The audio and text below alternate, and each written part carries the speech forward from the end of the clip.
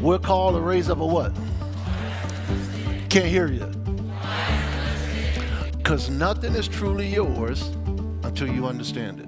And then they got a system now, you don't even merit it. They just trying to baby and make everybody. You can get a good A, then you fail a test because you don't study, then they're going to give you like 5 or 6 things because they don't want to hurt your self-esteem. And then if you're in a white school and you're African American, we know y'all been through a tough, difficult time. So we're going to come up with some things to appease you. Yeah. Yeah. Oh, yeah, let me, hey, you so good. Hey, you born again?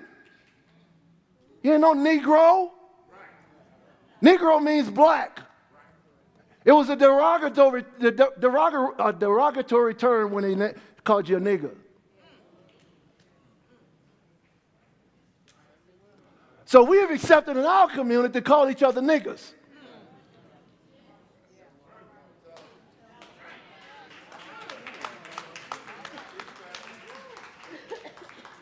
All that stuff is Satan-induced. Even the white and the black. That's all Satan-inspired to do what? Divide people. That's over. Nobody's saying nothing in the church. You won't even say the N-word. You say the N-word. No, it's nigger. And stop calling anybody else you know nigger.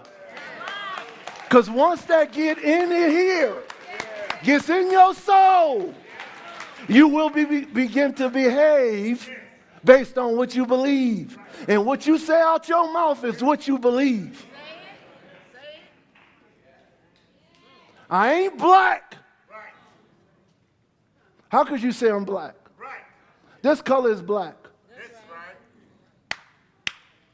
How could you say white?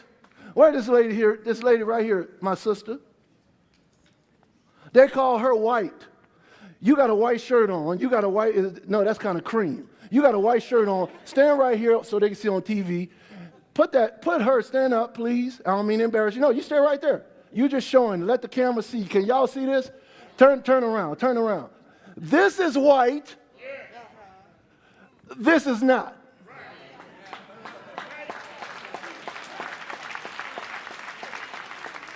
Now, if I give you the language to speak and you don't know what's happening, don't mean demonic forces don't. White has always been synonymous with purity. Angels are in white. Black has been synonymous with darkness, evil. Then now I'm going to take another word and I'm going to call you a Negro, which means black. So now I'm calling you a Negro and I'm saying you're black, you're cursed. Because now he says, curse is the one that hangs on the tree. So now it gives you understanding why they hung some of us. You're around here with all this foolishness and no enlightenment. I'm probably going to get blowback on this. It's all right. Right? Somebody going to maybe edit this. And then some of y'all sitting right now uncomfortable and you don't realize it's all hell breaking loose in our communities. And just because you get out of your suburbs, just because you get out doesn't mean our people are not dying. Sitting there crying, looking at our school, wondering if these young people know what they can be. Praying that they know the Lord in a real way so I don't have to deal with hard-nosed, stiff-necked people who won't change. So sometimes in here you get upset. I'm not talking about you. I don't have time to talk about you. I don't care about talking about you. I'm talking about what I see, man. And you don't have anybody around that love you enough to tell you. Your kids can't tell you because you won't listen. Your wife can't tell you because you won't listen. Your husband can't tell you because you won't listen. But you all this. Now get out of my face with that. I got flaws in my life. But I got the heart of the house. And I'm talking about Jesus. You want to do a scope on me? I promise you, I can give you some stuff separated. Send y'all out this church. Don't care. Don't care. You can continue in this stuff, sitting in this stuff where they get you out in an hour and they go on about just give you a little something, pacify your soul. We had a great thing with freedom, the freedom group. But let me tell y'all something. I'm excited about it and I love it, but you were free when you got born again.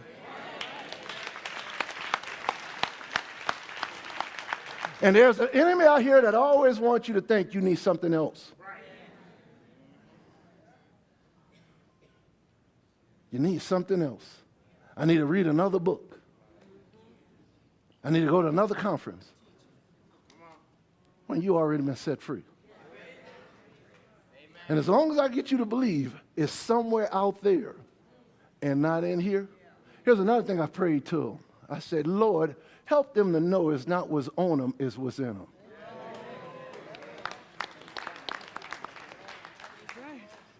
It ain't what's on you. It's what's in you. Christ in you, the hope of glory. I'm working out my own salvation. And then I got to speak into people's lives. Because this is a kingdom, not a cult. Cults are into external stuff. Trying to get you to become what you're, because you don't know who you are. You're not trying to be something.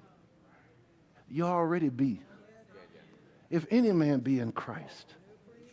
If any man, talking about woman and man. If any man be in Christ. Look up here. Some of you all over the place right now. You're like a distracted 2-year-old. Really. I mean, there's social media, these smartphones got you, it's pinging. And pinging meaning you got all alerts on. They literally now have captured the attention span of humans. And it's not get off my lawn, old man. These are warnings. Warnings that we are men and women of God. We have the Spirit of God on the inside of us, and we must walk by faith and not by sight.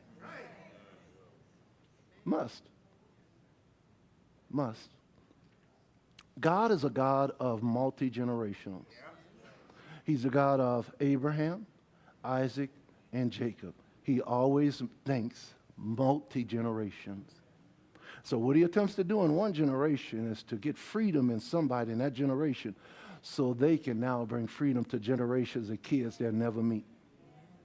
So he wants to get things out of you, not for you to come in here and get religion and be all external, but allowing darkness to stay in your life. Those days are over. He now wants to shine the light, not for accusation, but shine the light to give you a path. Every one of us came to this earth before you got in your mother's womb with a purpose.